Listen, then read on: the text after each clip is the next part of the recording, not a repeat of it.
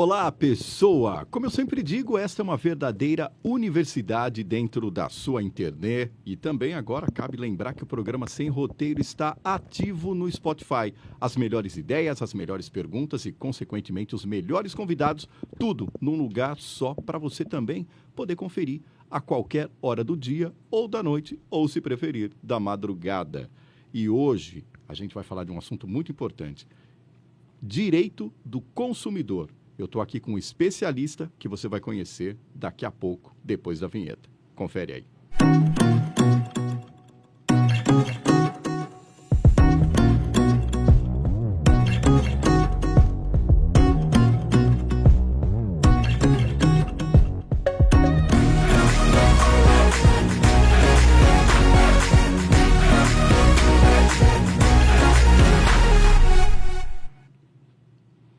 Agora sim, conversando com um especialista aqui em Direito do Consumidor e também meu amigo Adilton Garcia. Boa noite. Muito boa noite, Carlos Cunha. Em seu nome, cumprimentar a todos que vão nos acompanhar.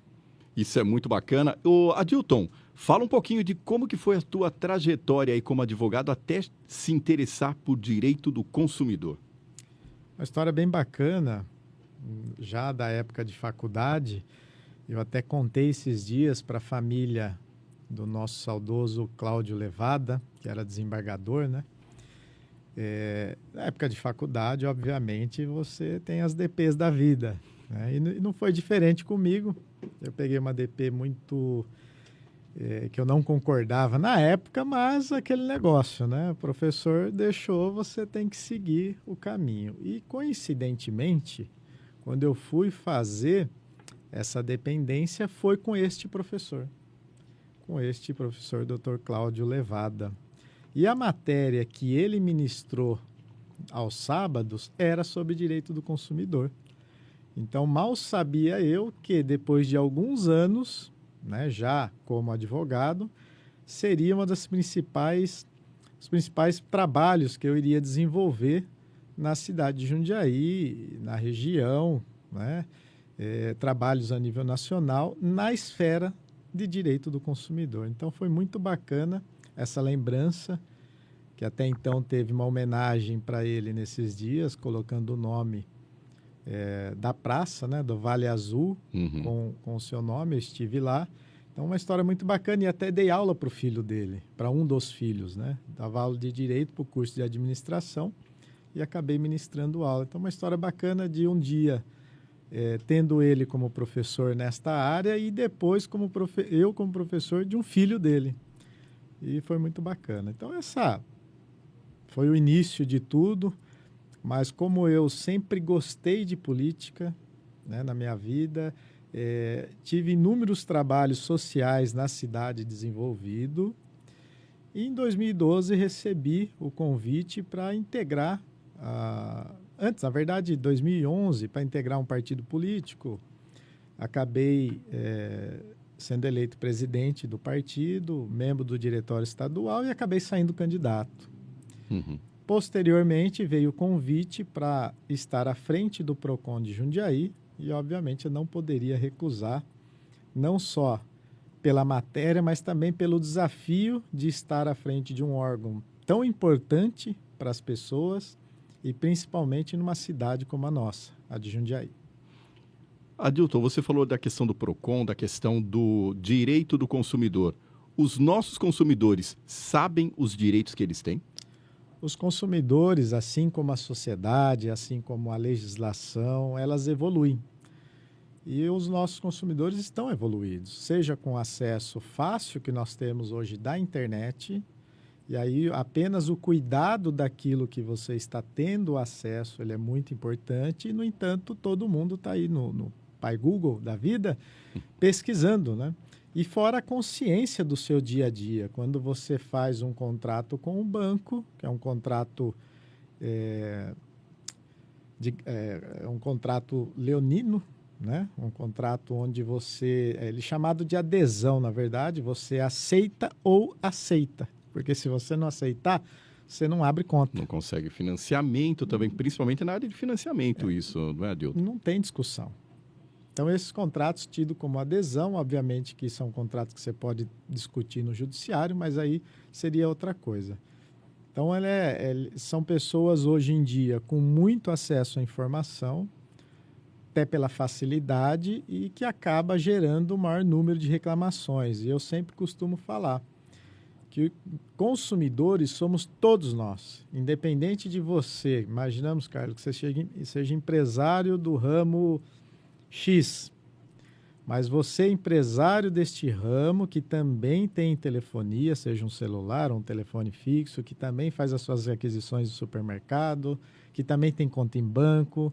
As crianças também fazem aquisições, principalmente, né? As crianças que dá uma sensibilizada nos pais para dar presente. Passa despercebido, mas elas são grandes consumidoras. São, até porque se adquirir um produto que faça mal à sua saúde, você pode requerer judicialmente uma indenização, por exemplo, e a criança pode passar mal. Então, ela é também uma consumidora. E é isso que todo mundo precisa estar atento. Mesmo você estando do lado do fornecedor, você tem que ter ciência que você também é um consumidor. E isso é bastante interessante, porque você citou agora há pouco que está se despertando a consciência por parte das pessoas na hora de se procurar os próprios direitos. Sem dúvida. Eu tenho orgulho, né, do trabalho que realizei na cidade, mas em cima disso que você está falando, nós chegava dias que a fila para ser atendido era de 2, de 3 horas. Aí você fala, poxa, mas ir lá ficar esperando todo esse tempo, o que significa isso praticamente na defesa do consumidor? É que as pessoas estão conscientes e o órgão público tem credibilidade e as pessoas vão procurar por esse órgão. Então, acaba lotando em razão dessas condições. Quando você vê um PROCON vazio, significa que ele perdeu a credibilidade. É exatamente dessa forma que funciona. Quando você vê que o negócio está vazio, você tem que se preocupar. Quando ele está lotado, aí você fala, opa, peraí, os consumidores estão conscientes. E eles acreditam no órgão. Significa que o órgão tem credibilidade. E quais eram as maiores ou as melhores queixas que geralmente se ouvia de um consumidor dentro de um PROCON? Nós implantamos em 2013 o ranking online das reclamações.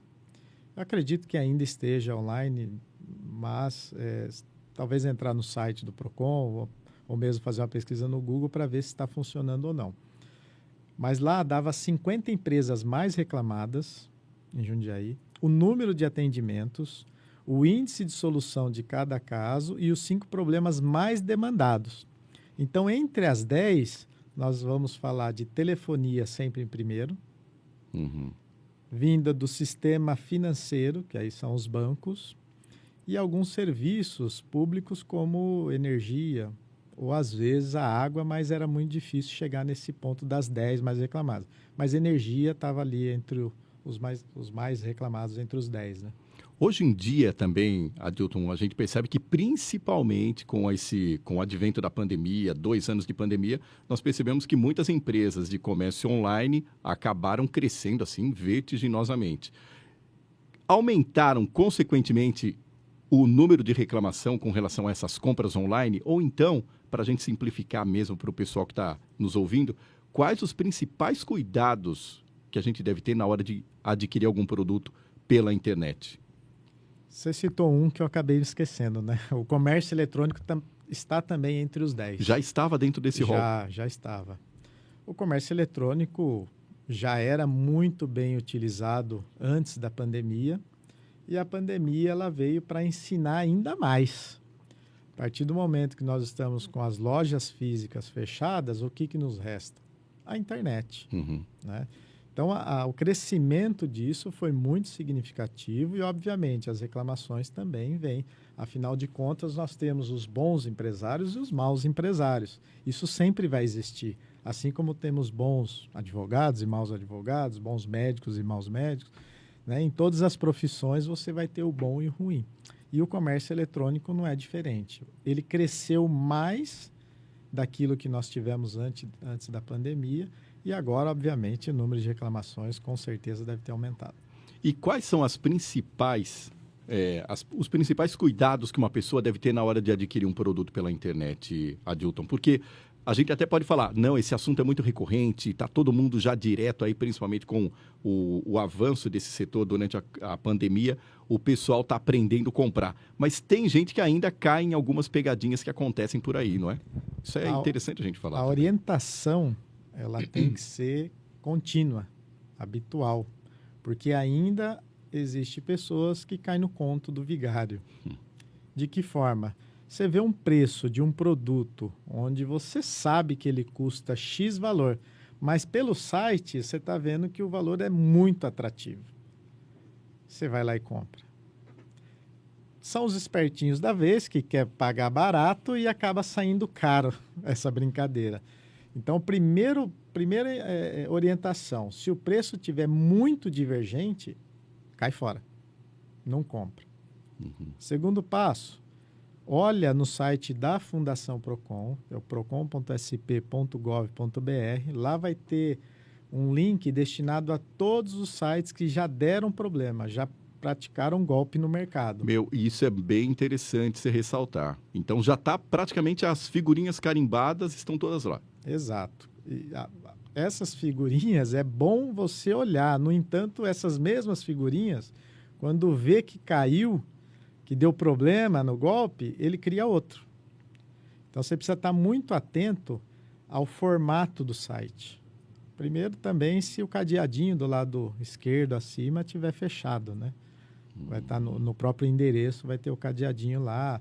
Se o endereço começa com HTTP, é isso mesmo, HTTPS, né? Isso, que é o S de segurança. Isso. E também o formato do site. O que eu quis dizer com esse formato? Existe um decreto do comércio eletrônico que obriga a todos os sites ter lá como informação na primeira página e de forma visível endereço físico, endereço eletrônico, razão social, que seria o nome, né, da empresa, telefone para contato, CNPJ e tem alguns que colocam até inscrição estadual. São informações obrigatórias. Se não tiver, cai fora também.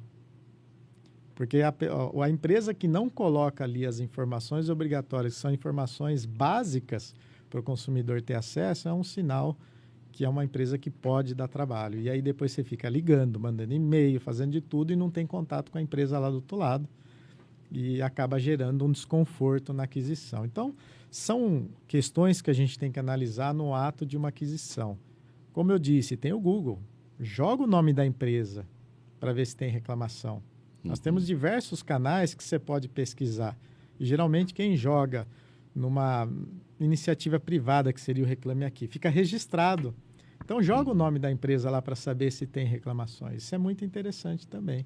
Conversa com os colegas, verifique as empresas que têm um nome já no mercado, que não tem tanta dificuldade de contato.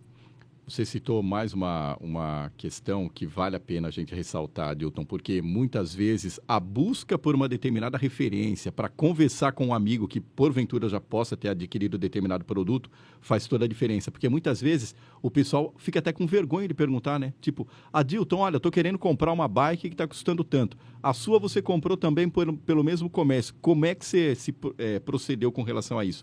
Então, não ter vergonha de perguntar para o amigo como é que funcionou aquela ferramenta para ele, né? Exato. Hoje, como nós usamos a rede social do dia a dia, seja por um lazer, seja para trabalho, para diversão, por que não você não fazer um post, então, perguntando, estou pensando em adquirir em loja tal, vocês conhecem? Já deu algum trabalho? É simples, né? A gente fazer um post desse. A gente tem que utilizar hoje do caminho da internet para o bem. Então, se você perguntar, quem sabe não vem uma informação, olha, eu já adquiri, foi legal, chegou o produto, não deu trabalho. Ou não, essa empresa aqui, já comprei, já deu problema, não oriento você a comprar. Isso é normal, a gente tem que usar as redes sociais para isso. Isso é bastante interessante. Aliás, a gente até estava comentando um pouquinho antes de começar aqui o nosso podcast, lá na nossa recepção, lá no nosso lounge. Você falou assim que direito do consumidor e assuntos relacionados, muitas vezes, a alguma fraude, acontece todo dia. Ontem eu estava lendo os jornais e vi que o filho do Maurício de Souza comprou uma placa de vídeo por R$ 14.500 e, na hora de receber, recebeu ali o equivalente a 3 sacos de areia, pacotinhos de areia dentro de uma caixa bonitinha, realmente numa caixa da placa de som, e agora ele não consegue mais o contato com o fornecedor disso tudo. Então, quer dizer, independente do grau de instrução da pessoa, independente do nível social, as pessoas, infelizmente, ainda continuam caindo em alguns golpes, né, Adilton? A pessoa que está do outro lado cometendo esses golpes, a gente não consegue nem atingi-las, de tamanha a dificuldade de identificação. Então, quando você cai num golpe desse e vai procurar um órgão de defesa do consumidor, um PROCON, não tem nem o que fazer, a não ser orientar a pessoa, faça um boletim de ocorrência. E aguardar que aquilo seja investigado, que aí, obviamente, o delegado que vai analisar ali se vai abrir um inquérito policial ou não. Então, você fica à mercê disso e aquilo que você pagou de prontimão, perdeu. A não ser que você adquira este produto por intermédio de outro site.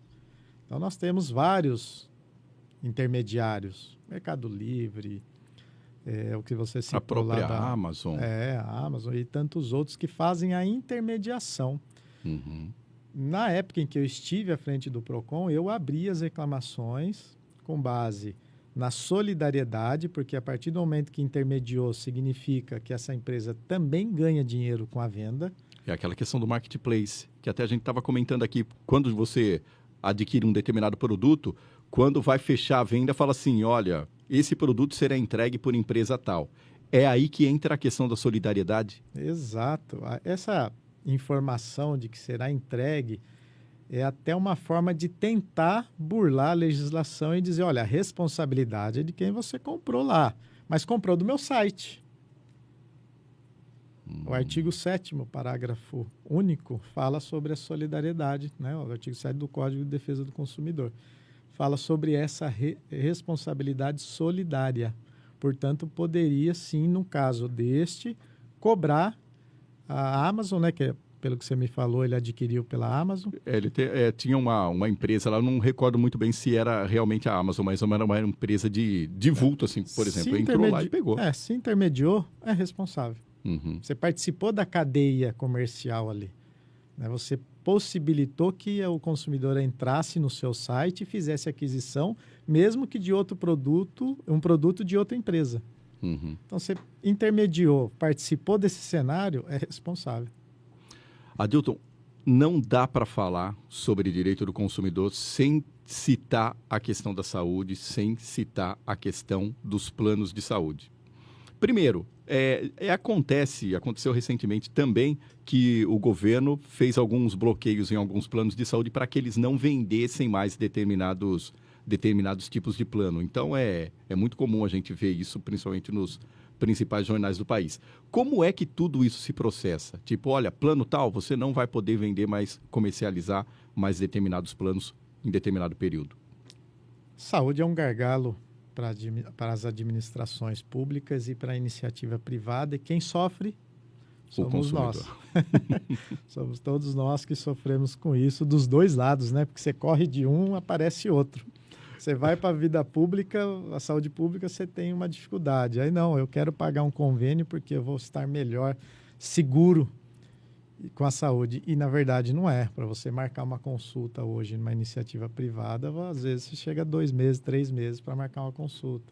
Então, esse gargalo em que as operadoras estão tendo dificuldade de atender as pessoas é que acaba abrindo condições da ANS, a agência responsável, abrir os procedimentos e impedir que vendam mais planos, porque já não está conseguindo atender aqueles já vendidos. Então, essa é a primeira questão. Mas todos os dias acaba tendo brigas que nós, enquanto defensores dos consumidores, temos para poder lutar. Recentemente tivemos uma alteração Foi uma decisão judicial do Superior Tribunal de Justiça tratando sobre o rol. O rol taxativo? Isso, de procedimentos da ANS. Ele era taxativo ou exemplificativo? O exemplificativo permite que uma cirurgia, um procedimento, né, que deveria ser feito ao consumidor, a esse paciente, a operadora dizia o seguinte: olha, não está no rol, então eu não posso fazer. Este consumidor, por outro lado, precisando, ele entra com a ação judicial e acaba conseguindo a liminar e ganhando este processo no futuro com base no rol exemplificativo. Significa que não importa o que esteja lá no rol, se não está no rol e é um procedimento que deveria a operadora de saúde cumprir, ele vai ganhar essa ação. O que o STJ fez? Julgou esse rol como taxativo. E o que é taxativo? Tudo aquilo que está escrito neste rol é obrigatório fazer. O que está fora não é mais obrigado. Então, essa decisão, de imediato, já causa um prejuízo gigantesco no país para os consumidores. Porque eles vão ver uma cirurgia sendo aprovada, ok, você vai fazer a cirurgia, só que a prótese, o material X, Y e Z que não está no rol, você tem que pagar. Isso é prático, eu já vi de vários casos. Tá? Ontem mesmo, conversando na academia, com o professor lá da academia, um outro aluno estava comentando que o pai está com a cirurgia marcada, está aprovado, só que ele tem que pagar a prótese. Todo o material. É. Ou seja, questão de mais um prejuízo que o consumidor, nesse caso, vai ter que assumir. É um custo maior, é um custo a mais que ele vai ter. E muitas vezes um procedimento, claro, dependendo da gravidade, você vai gastar 15 mil, 20 mil, 30 mil reais. Uhum. Como que o consumidor, no dia a dia, vai ter 30 mil reais para pagar o custo de uma operação? Quer dizer, guardar esse dinheiro de emergência para falar, olha, em caso de emergência, se o meu plano de saúde pipocar, eu vou ter essa verba para colocar em cima. Mas você paga o plano mensalmente, né? Você já paga por isso. E aí, de repente, você vê que uma decisão judicial prejudica todo mundo.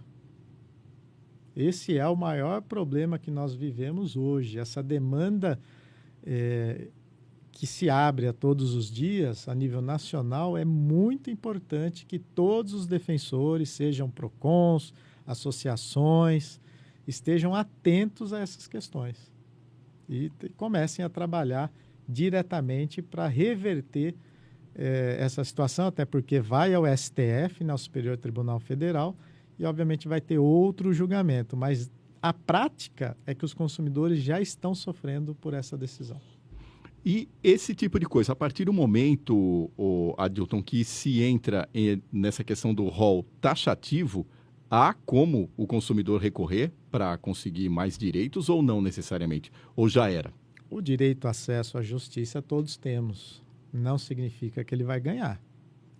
Então, pode ser que a primeira instância, nós estamos falando de um fórum, possa dizer o seguinte: não, com base aqui até na urgência, eu defiro a tutela de urgência, né, que seria liminar, decisão rápida, você vai fazer cirurgia. E a decisão final? O juiz vai olhar o que tem de decisões nos tribunais superiores, que seriam as jurisprudências, né, no termo jurídico. E ele vai olhar que lá no STF teve um julgamento dizendo que o rol é taxativo. Ele vai decidir na sentença, com base na decisão X do STJ, julgo improcedente a ação. Aí você vai ter que pagar o que você gastou, ou efetivamente o que cobraram, com juros e correção. Inclusive o honorário do advogado aqui.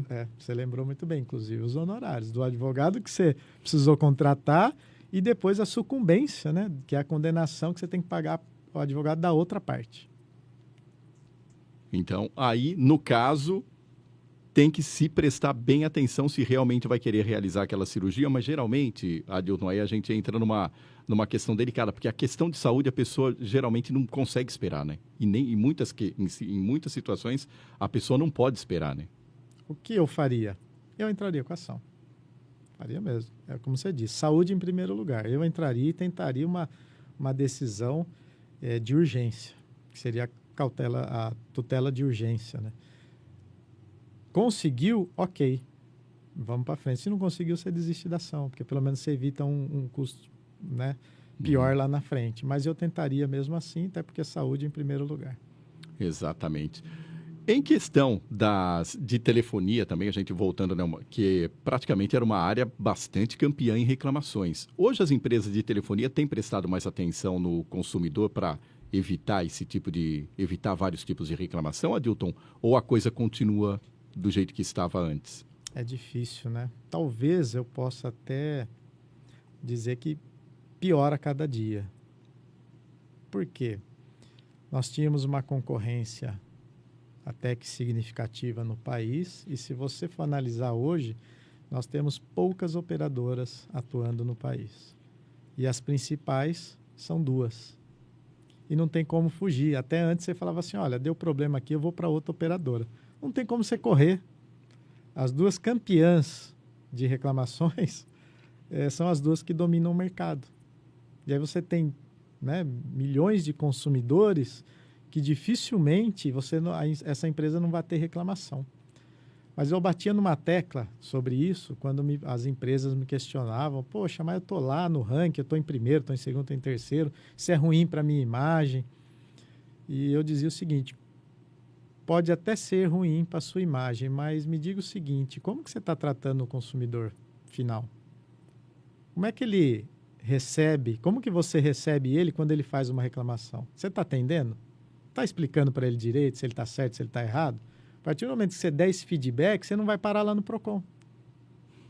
Enquanto você estiver tratando mal este consumidor, ele vai estar buscando quem possivelmente possa protegê-lo.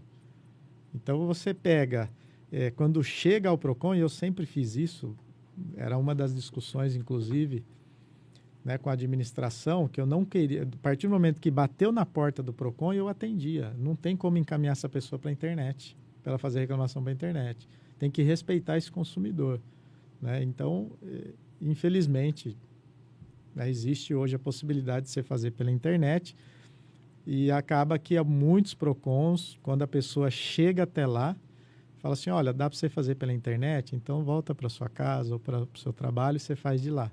Eu não concordo com isso. É uma questão que eu bato muito em cima. Chegou, tem que atender. Então, é isso que eu sempre fiz. Chegou ali, eu vou abrir, a empresa gostando ou não. Uhum. Vai abrir, vai receber reclamação e depois vai lá para o ranking. E acontece muito daquela questão também do consumidor, né, Adilton, que muitas vezes dá algum problema em algum tipo de compra, a pessoa reclama na empresa, a empresa não resolve, ela vai no PROCON e, às vezes, em 48 horas, até em 72 horas, ela consegue a solução. Se não a solução, pelo menos a resposta da empresa com relação a determinada demanda, né? Tal é a força do PROCON e desse tipo de direito do consumidor ainda. É um órgão muito forte. Na época, eu cheguei a ter acesso a uma pesquisa, não vou me recordar aqui, mas era mais ou menos assim, quais são os órgãos mais respeitados, né, que tem credibilidade no país, o PROCON estava lá.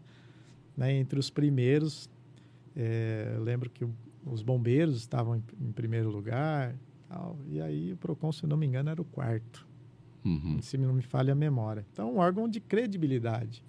É que, infelizmente, é uma crítica que eu vou fazer, Carlos, é que essa mudança da sociedade, da legislação, e principalmente da internet, que evolui a cada dia, veio também a possibilidade de você fazer a reclamação pela internet.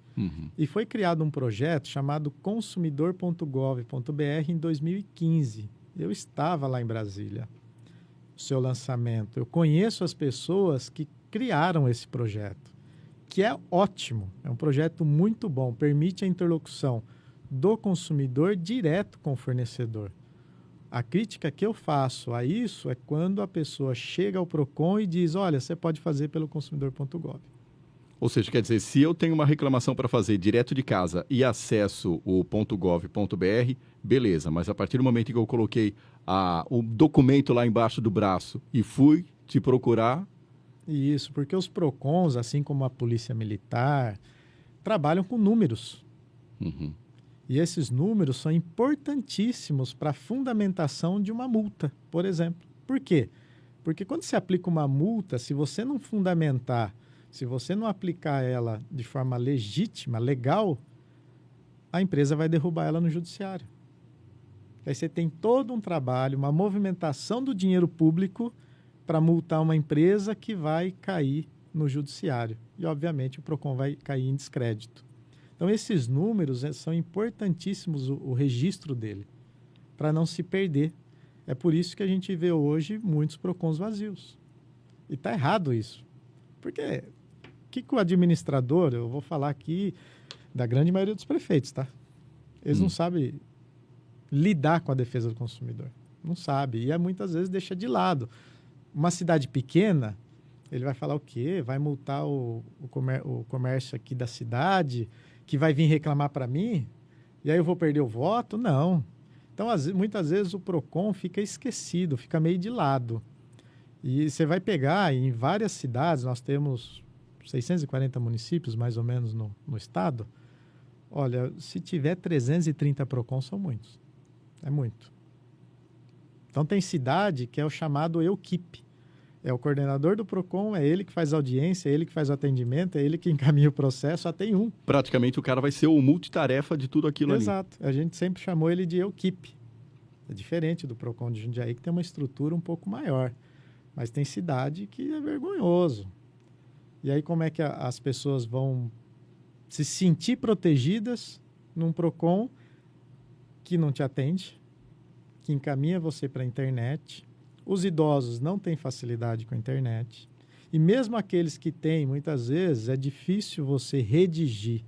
É diferente para o advogado, que é o nosso dia a dia, e você faz uma redação, você pega os pontos técnicos daquilo que é de interesse do seu cliente, então fica mais fácil. E para quem não tem esse acesso?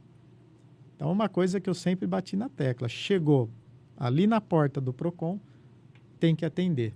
E o que eu vejo hoje num cenário, né, mais amplo, porque eu conheço muitos PROCONs pelo país, tenho amizade com muitos deles ainda, né, grandes histórias, por exemplo, posso citar aqui como exemplo o PROCON de Santa Maria, no Rio Grande do Sul, onde teve aquele acidente da Boate Kiss, acidente grave, até que morreram muitas pessoas. O PROCON de lá é uma amiga e nós defendíamos, na época, uma demanda dentro da Associação PROCONs Brasil, que os PROCONs municipais pudessem ocupar cargos de diretoria nessa associação. Era uma luta constante. E hoje isso foi conquistado. Hoje ela é a vice-presidente da Associação PROCONs Brasil. Então são histórias que a gente constrói pelo país bacana. E o que eu vejo é que os PROCONs estão encaminhando para o consumidor.gov, ao invés de atender essa pessoa. Isso é perda de credibilidade com as empresas. Não vai muito longe para as empresas começarem a desrespeitar os PROCONs. Não vai muito longe, não. É rapidinho que isso vai acontecer, porque não tem números. As empresas têm medo de número, medo de multa, medo de você fechar o estabelecimento. Né? De você chegar lá, o PROCON tem essa força. Né? Dependendo da situação, se for muito grave, você lacrar o estabelecimento. Representante regional de 23 PROCONs. Fui eleito para essa representação. Determinada empresa de telefonia mandava prepostos, quando mandava, despreparados, defesa que muitas vezes nem estava relacionado ao problema desse consumidor e muitas vezes nem respondia. Eu chamei essa empresa, chamei os PROCONs para reunião aqui na cidade, vai ter matérias jornalísticas nesse sentido, para debater o que nós faríamos em conjunto para que a empresa pudesse respeitar o consumidor e respeitar a atuação dos PROCONs.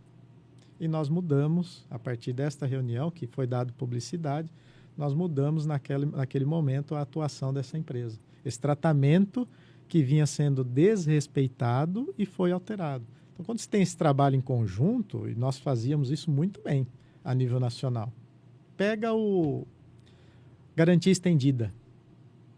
Existia uma época... Né, Aliás, praticamente todo vendedor, quando você adquire algum produto eletrônico, principalmente, entra, ou não necessariamente eletrônico, entra nessa questão da garantia estendida. O consumidor pode recusar isso daí de bate-pronto, né, Adilton? Sim, a obrigação do vendedor ali da empresa é oferecer. Oferecer ele pode. Ele tem a obrigação. Obrigação. Né, pelas regras ali da empresa. Ele vai oferecer. O que não pode é colocar sem o consumidor estar ciente, sem o aceite dele. Que era o que acontecia na época. Isso eu estou falando de 2016, 2015, por aí. E o que nós fizemos a nível nacional? Combinamos um dia para que todos os PROCONs fossem para a rua fazer fiscalização. No mesmo dia.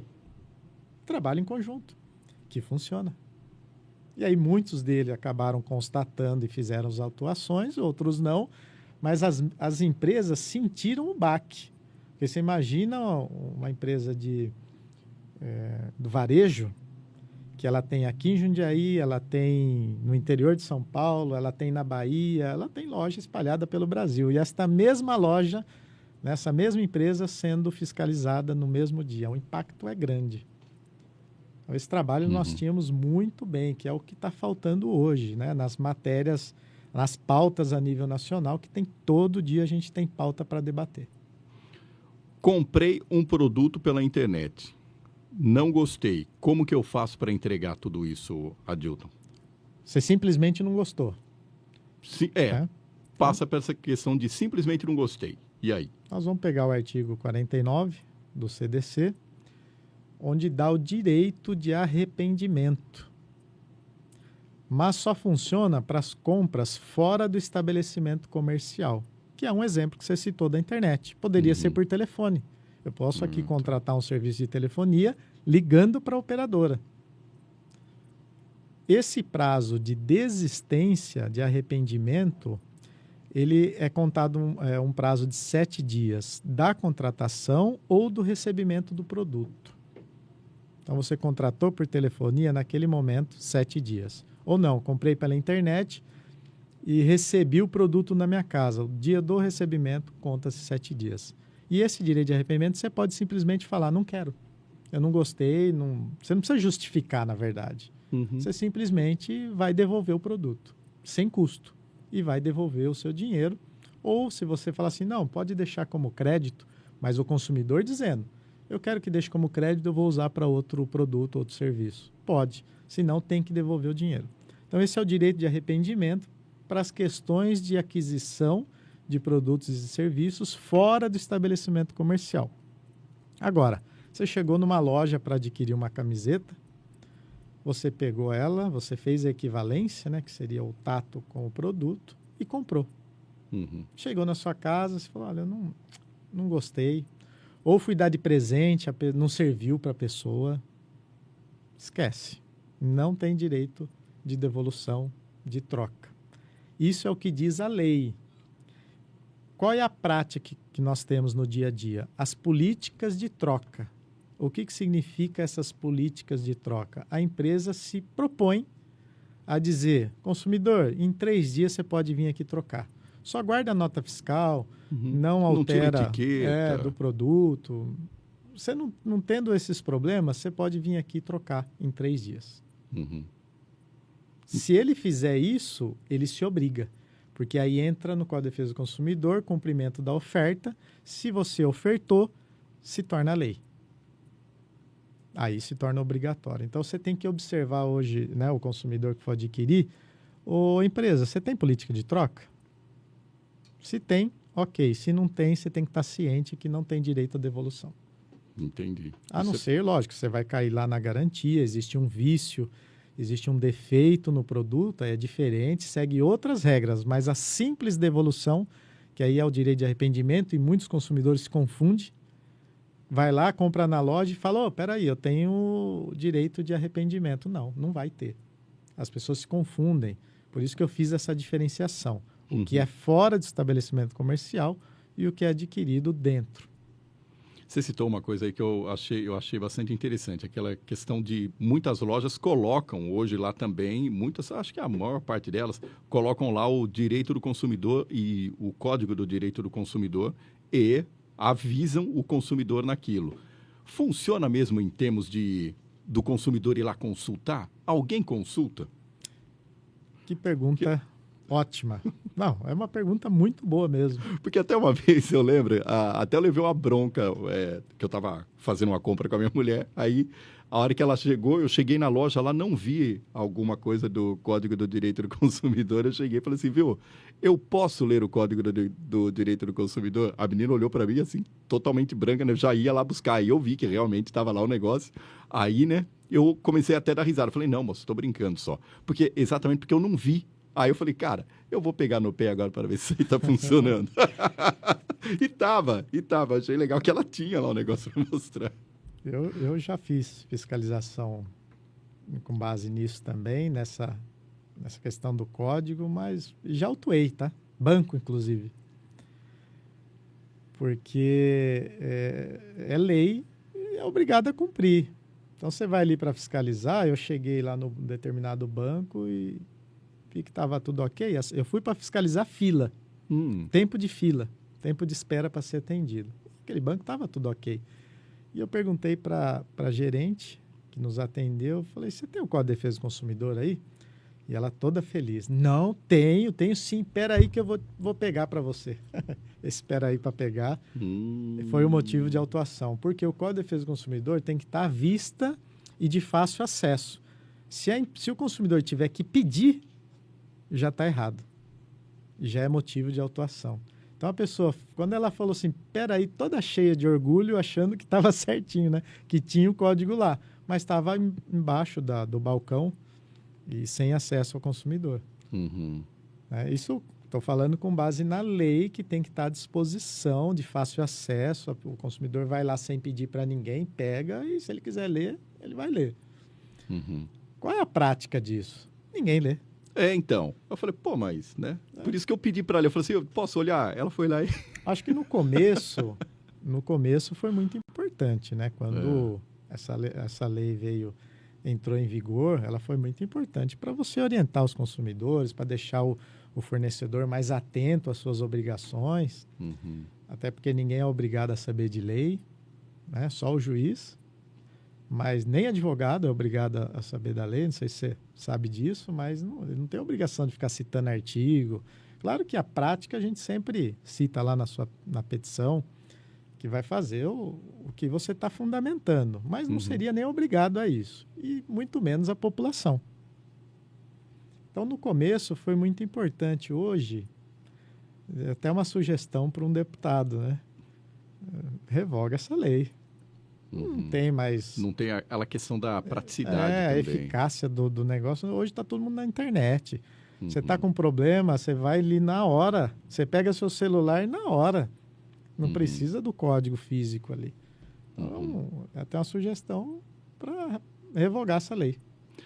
Adilton, dentro do teu escritório ali, que alguém já foi reclamar para ter os seus direitos, tem algum caso emblemático assim, nem precisa citar praticamente a pessoa e nem a empresa, um caso emblemático que você conseguiu resolver e falou assim, saiu orgulhoso daquilo, fala, que legal ter resolvido o problema dessa pessoa? Olha, realmente não daria para te dar exemplos, porque são muitos. Né? Mas quando envolve saúde é um pouco mais complicado. Então, advogado também é gente, né? Ele também come, ele também dorme. Então, às vezes, você se depara com uma deficiência do seu cliente que você se coloca no lugar dele. Então, acho que, na minha opinião, a saúde é o ponto mais crucial aí, é o que eu defendo, né? Claro que você tem todos os clientes em diversas áreas que você defende com toda a garra, mas saúde você acaba sentindo mais, quando envolve as pessoas. Então, serão vários exemplos, não daria nem para citar, mas a saúde, para mim, era mais importante. Hoje em dia, a gente percebe também que a gente consegue, pela internet, escolher a cor do carro, comprar um carro, programar a entrega de um carro. Mas tudo isso tem que ser feito também com determinado cuidado, né, Adilton? Principalmente um veículo são valores consideráveis, mesmo que seja um veículo antigo, né? Antigo não, mais velho, vamos dizer assim, você tem que tomar todo o cuidado. Não dá para sair comprando para a internet se você não for lá olhar o carro, fazer o laudo pericial dele para saber a procedência. Não tem como. Infelizmente, existe pessoas que fazem o pagamento antes mesmo de ver o carro, de ver esse veículo. Eu não aconselho de maneira alguma.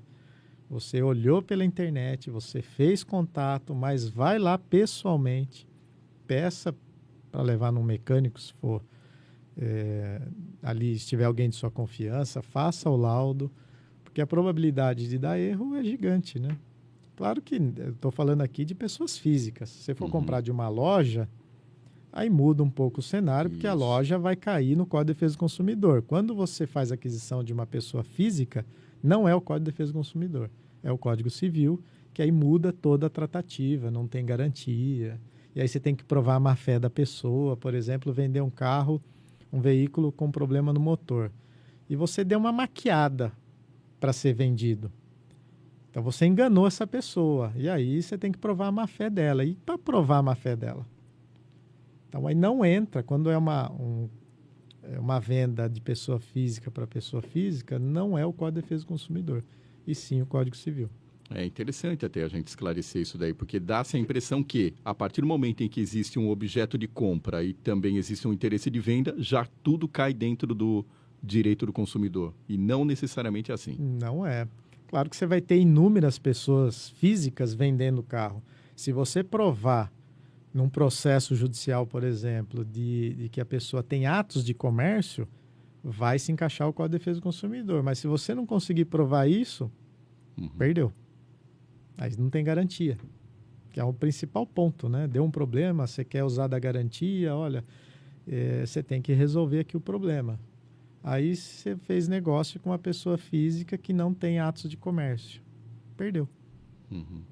Vai ter que arcar com o prejuízo. Cabe a gente dar uma realçada até num ponto que você colocou muito bem aqui logo no comecinho desse nosso bate-papo, que é na hora de se fazer uma compra pela internet, procurar todos os dados que essa empresa, obrigatoriamente por lei, ela tem que oferecer, como CNPJ, um telefone de contato, um endereço físico. Muitas vezes, Adilton, isso aí está lá no rodapé do site. E as pessoas, no ímpeto da compra, porque todo mundo praticamente, ainda existe um grande percentual das pessoas que compram por impulso e muitas vezes até sem pesquisar. Tipo, gostou do produto numa grande promoção, já vai lá, já clica, já sai comprando. É interessante rolar o site até lá no rodapé e ficar fazendo uma investigação também com relação a isso, né? Sim, sem dúvida. Essas são obrigações de uma venda eletrônica. Esses cuidados são essenciais. E duas palavrinhas chaves que as empresas sabem disso é a chamada liquidação e promoção. Nossa, essas palavras são liquidação, promoção e tentação. Acaba que chama a sua atenção e por impulso, às vezes você nem precisa daquilo. Você nem precisa, e por impulso você vai e adquire. E acaba, muitas das vezes, caindo em um golpe. Caiu esse golpe, acabou. Não dá. Como que você vai achar a pessoa do outro lado? É uma discussão muito importante também, olha, para um deputado, para um senador. Nós temos o sigilo bancário.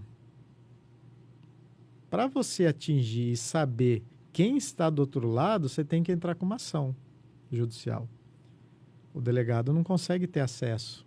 Se ele abrir o inquérito e falar, olha, eu determino aqui que eu quero ter os dados cadastrais de quem abriu essa conta para o qual foi o dinheiro, porque você depositou para alguém. Quer dizer, fazer o rastreio daquilo? Até se mover a ação, até ter uma decisão judicial, a pessoa já abriu 300 contas e sumiu.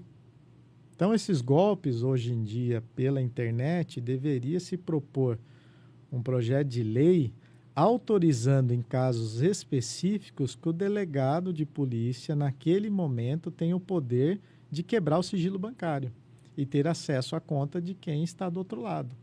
Isso facilitaria para uma identificação imediata e aí, obviamente, a polícia judiciária tomar as providências que tem que tomar para prender quem está do outro lado se for um possível golpe.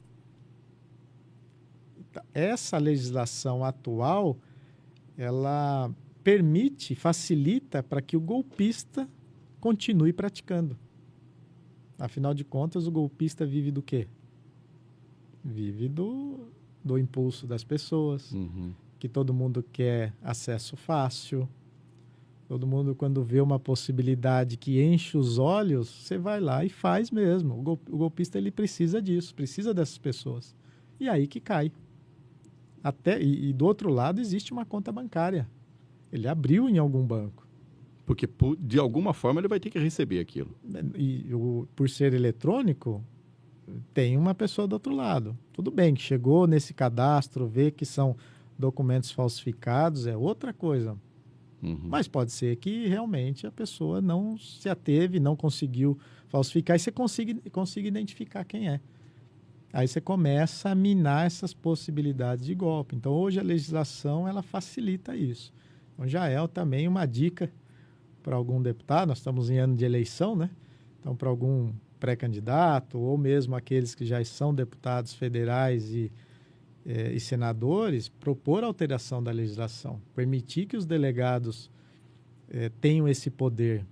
Ah, mas vai ter delegado que vai ter acesso se ele quiser. Não, pelo amor de Deus, se você deixar que o delegado tenha acesso de qualquer maneira, aí está errado. Mas se você tem um problema específico em que ele abriu inquérito policial, em que existe um trâmite legal, dê esse poder para que ele quebre o sigilo bancário e determine que o banco forneça os dados de quem está do outro lado. Essa questão educacional também que você citou várias vezes aqui dentro desse nosso bate-papo, dentro desse nosso podcast, você acha que deveria ter, o governo deveria aumentar cada vez mais a propaganda nesse tipo de alertar o consumidor na hora de fazer algum tipo de compra? Muito bem. Uma coisa, educação é tudo. Educação. Nós não temos educação financeira. Poderia se existir nas escolas estaduais, né? Por exemplo. Eu criei aqui vários projetos de nível educacional, porque eu sempre acreditei, vamos educar primeiro, para depois agir. Em relação aos consumidores, eu criei a Semana do Consumidor. Nós chegávamos a falar por semana uma média de 4.000 pessoas, porque se comemora dia 15 de março, o Dia Mundial do Consumidor. E naquela semana eu fazia palestras para faculdades, sempre trazendo alguém especialista da área também, né? Santo de casa não faz milagre, então eu trazia alguém de fora. Trouxe aqui secretária nacional do consumidor, trouxe aqui o Instituto de Defesa do Consumidor, né? O IDEC, trouxe grandes autoridades na cidade pela primeira vez, né? Na história da existência do PROCON de Jundiaí, para ministrar palestras, para educar financeiramente em diversas áreas. A Fundação PROCON mesmo sempre contribuía com profissionais, com material, eu sempre estava trabalhando de forma educacional. Então, isso é muito importante. E eu, em reuniões de banco, por exemplo, eu já cheguei a discutir com um determinado banco dizendo, olha, que legal, vocês estão criando aqui uma facilidade para resgate do crédito para aquele que é super endividado. Eu falei, muito legal, parabéns. Voltar esse consumidor a fazer compra. Mas em nenhum momento eu vi no seu site uma educação para o consumo. Porque você pode até resgatar o crédito dele, refinanciar aquilo que ele está devendo, e esse consumidor, sem educação, ele vai fazer outras aquisições e daqui a pouco ele está super endividado de novo. E maior, né? Porque ele está com a dívida que ele financiou de juros sobre juros, para depois ele fazer um outro débito e aí ele ficar também devendo. Já que você está falando de dívida, é uma coisa que eu estou aqui desde o começo do programa para te perguntar. Agora, vai ser possível também, eu até não acompanhei o desfecho, eu não sei se é só um projeto de lei ou se já foi sancionado, etc. e tal, que as pessoas vão poder adquirir empréstimo baseado em Auxílio Brasil ou coisas do tipo, Adilton. No que isso pode se tornar para o próprio consumidor? Aliás, já foi aprovado isso? Esse assunto é quentíssimo, é do momento. Aqui, inclusive, nós estamos falando para o país, né? A internet, a sua comunicação vai longe, mas vamos falar aqui de Jundiaí região, vai ser uma notícia de primeira mão. Nós temos sim uma medida provisória que já, né, tem a sua eficácia, só que ela tem que passar pelo Congresso para ser aprovada ou não. Se ela for aprovada, ela vira lei. Se não, acaba perdendo a sua eficácia e perde a sua validade. E o governo federal editou, sim, uma medida provisória permitindo o aumento da porcentagem de financiamento de empréstimo consignado para os aposentados, pensionistas, para os funcionários que conseguem fazer os seus empréstimos consignados. E incluiu também para aqueles que recebem os benefícios do governo federal. Para nós que estamos na área, isso é uma loucura. Primeiro porque você está aumentando a margem que vai ferir a dignidade humana. Em que sentido que eu estou falando isso? A partir do momento que você faz um empréstimo e acaba que o seu salário de R$1.000, por exemplo, você tem uma dívida de R$500, acabou o seu salário. Você comprometeu 50% da sua a sua vida está comprometida. Você não consegue fazer mais nada. Pô, mas você tem que pagar a escola de filho para aqueles que não vão para a escola pública. Você tem que pagar saúde se você não for por órgão público. Você tem os seus gastos do dia a dia. Você tem um veículo, você tem um telefone celular. Você tem o seu dia a dia. Você tem a sua vestimenta. O seu dinheiro está comprometido. E é isso que vai acontecer. Em primeiro momento, você vai dar crédito para a pessoa.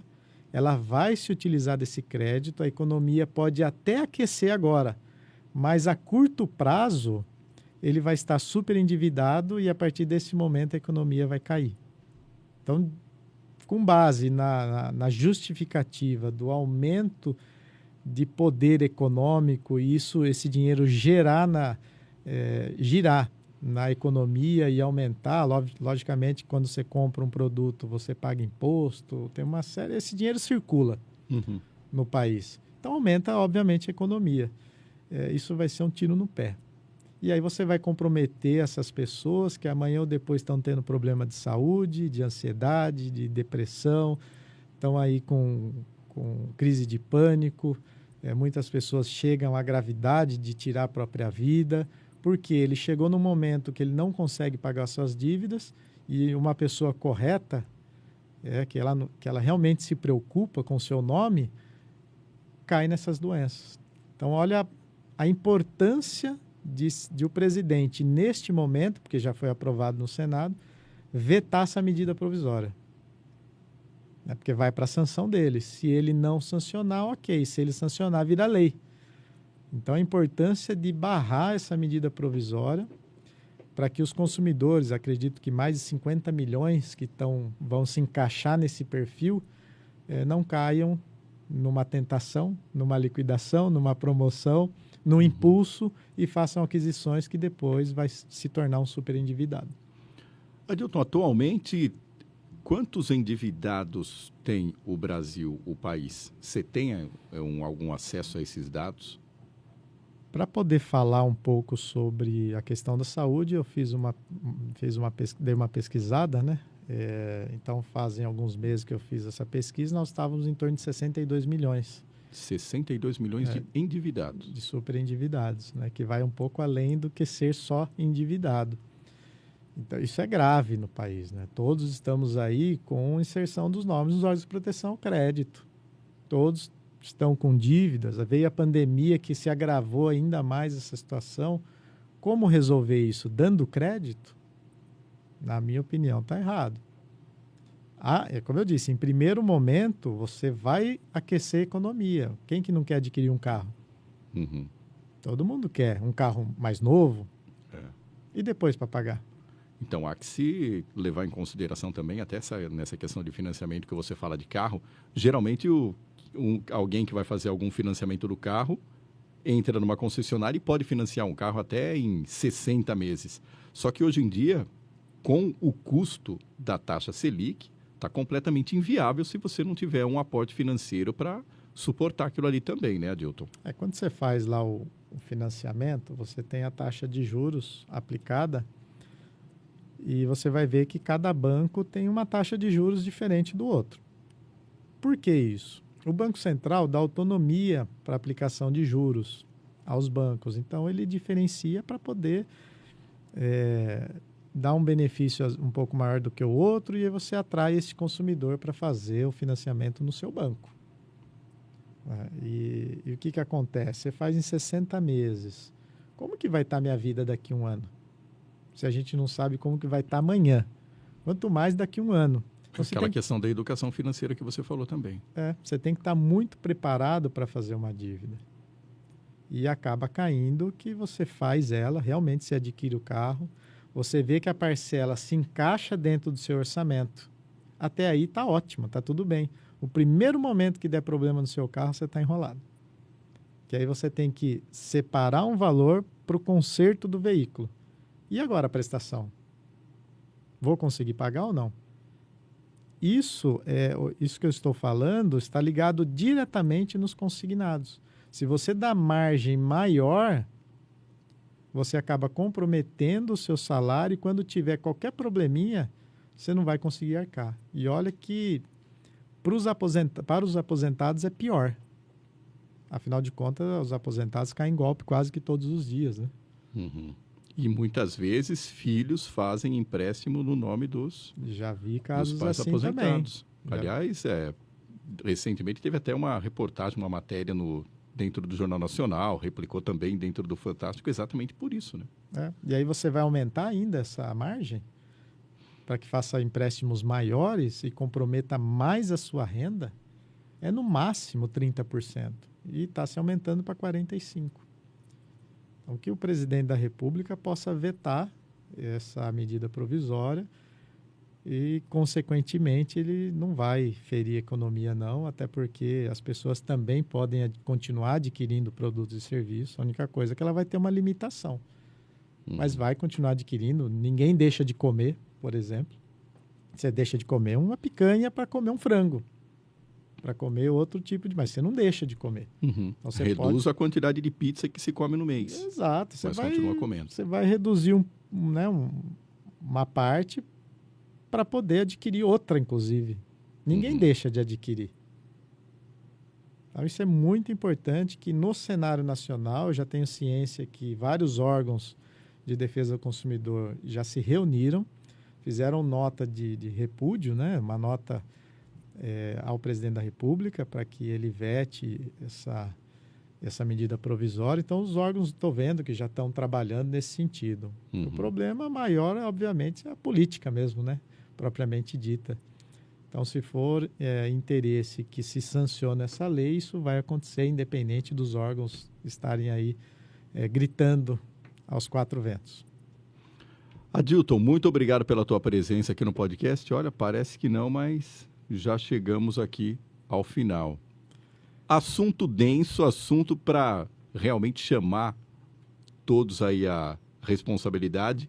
E eu sempre costumo terminar o programa de uma forma positiva. Que frase positiva você daria para o consumidor nesse exato momento? Olha, me vem à mente de forma muito tranquila falar nesse assunto. Eu criei uma frase que, se você pegar o Procon, eu chamava de Procon nos bairros, hoje mudou o nome, está como Procon Móvel, mas você vai ver essa frase no carro ainda, que é o Procon que atende as pessoas fora da sede do Procon. Lá tem toda a estrutura para isso. É um projeto que eu criei em 2015. Consumidor bem informado é um consumidor consciente. Obrigado pela tua participação mais uma vez. Obrigado também pela tua audiência. E agora você também pode acompanhar o Sem Roteiro dentro das redes sociais e também no Spotify.